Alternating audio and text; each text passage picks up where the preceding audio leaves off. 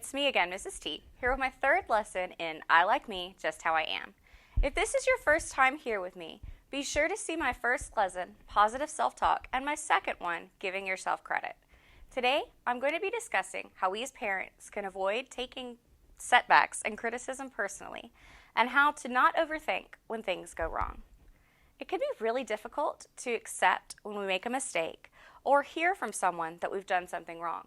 When someone is upset with us, it can bring up negative emotions in ourselves. And sometimes we blame ourselves even when we have no control over circumstances. This is called taking it personally. Many uncomfortable feelings can come up when you have wronged someone or feel that you have. Shame, guilt, sadness, disappointment, anger, and frustration can all emerge in our minds and bodies when that happens.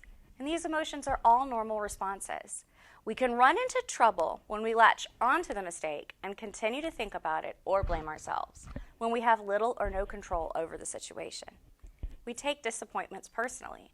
For example, if you don't get a job that you interviewed for, you might immediately think that you were not good enough and beat yourself up for it. In truth, there can be any number of reasons not related to you for why you did not get the job. Perhaps there were unexpected budget cuts. Another's qualifications were more what the position required, or there was an internal hire that took precedence. This example shows one type of taking it personally that reflects back at ourselves. The other form of personalization that is a bit harder to combat, in my opinion, is taking responsibility for other people's success and happiness. The truth is, there's only so much that you can do to influence another's behavior. For strangers, acquaintances, and friends, it's limited in how much we do this. But as a parent, the stakes feel higher. We're responsible for guiding and nurturing our children, but there's a limit to what we can reasonably do. We are primed to blame ourselves. Finding the place between keeping our kids accountable and giving them room to learn from their mistakes is difficult. Giving ourselves grace to make parenting mistakes requires learning to self-forgive. You won't be able to protect your children from all the disappointments and setbacks in life as much as you might want to, and this is really hard to accept. Children will occasionally act out and make poor choices. Behaviorally, children will make mistakes and push boundaries. It's part of growing up. Our knee-jerk reaction is to blame ourselves for our kids' misbehavior.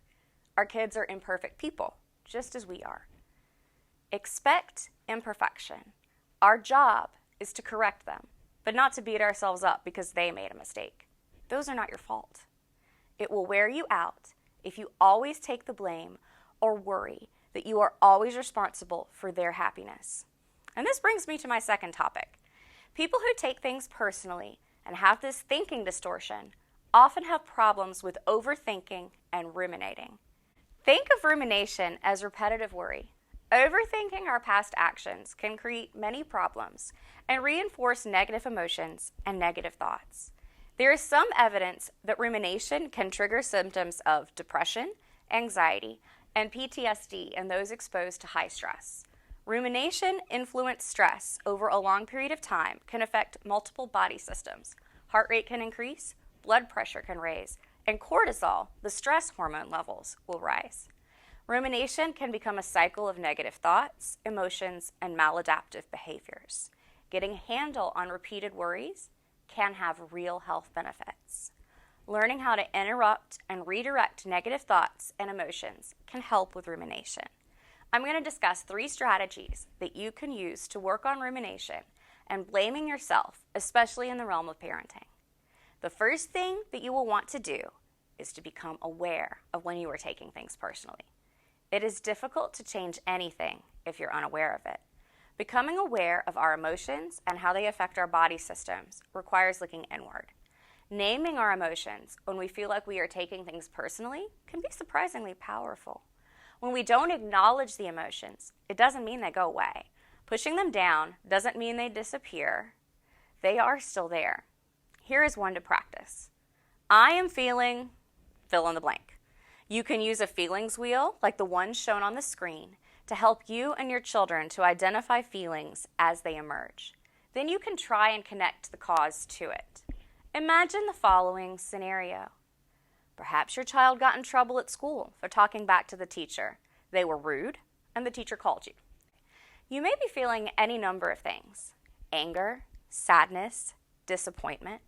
Remember though, kids are going to mess up. They are kids.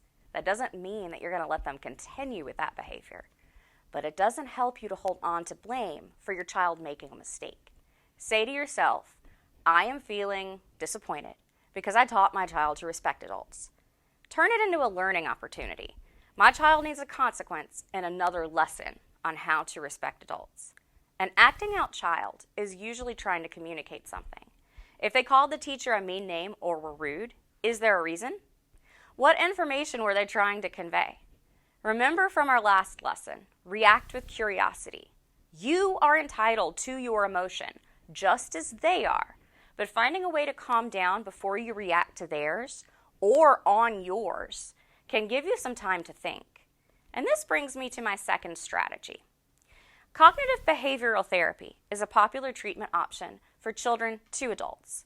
One of its major models is a triangle about how your emotions, your thoughts, and your behaviors are interconnected. Our affect, that's the fancy term for feelings, our behavior, our actions, and our cognitions, our thoughts, work together to explain how we react to a perceived problem.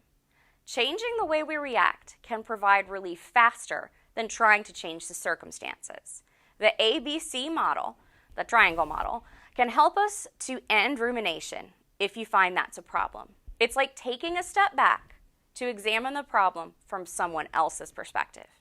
Imagine your earlier reaction to your child's misbehavior at school. Your affect might be disappointment at your child, or anger, or embarrassment. So targeting your affect might give you some relief in this situation. You decide that before your child gets home, you're going to go on a walk with the dog and get some sunshine. The walk helps you to calm down and remember that children are going to push boundaries. It also gives you time to think of a good consequence for your child's behaviors. Perhaps you ask your child to write an apology note to the teacher, and then you talk with them about appropriate ways to speak to adults and control their emotions in class. These actions focus on the child's actions and do not blame or belittle your child for making a mistake. You focus on improving your child's behavior and not what they did wrong. Cognitions. Instead of ruminating and beating yourself up over a parenting fail, you see it as a learning opportunity for you and your child. My kid made a mistake, and we will learn from it. He, she, or they will work on how to be respectful, and I will work on helping him, her, or them find positive ways to express himself, herself, themselves in the classroom when something is wrong. My third way to combat rumination is to work on perspective taking. If you are being especially hard on yourself, this can be very helpful for understanding.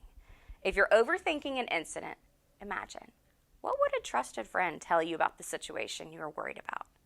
Write out the details of your worry. Imagine that you are the friend reading those details. What advice would they give you? Ask and answer these questions. Is it worth worrying about? When a little time passes, will it matter? Will I still care? Can what has happened be fixed? What would make the situation a bit better? What control do I have in the situation? More than likely, the answers to these questions will help to guide you on whether you are ruminating or not.